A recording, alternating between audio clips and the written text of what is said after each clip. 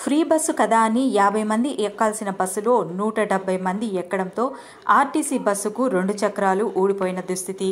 Nirmal depot bus Jagtial నుండి వెళ్తుండగా మొరపెల్లి వద్ద 170 మందితో ప్రయాణిస్తుండగా బస్సు వెనకాల 2 టైర్లు ఊడిపోవడం జరిగింది. అదృష్టవశాత్తు ఈ ప్రమాదంలో ఎవరికీ ఏమీ జరగలేదు.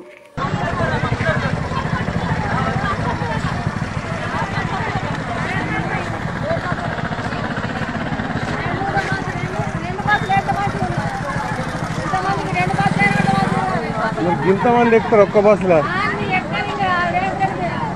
భలే ఎక్కిరిపో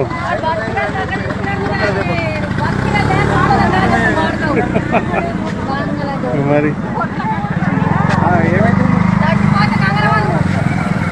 ఏ మంది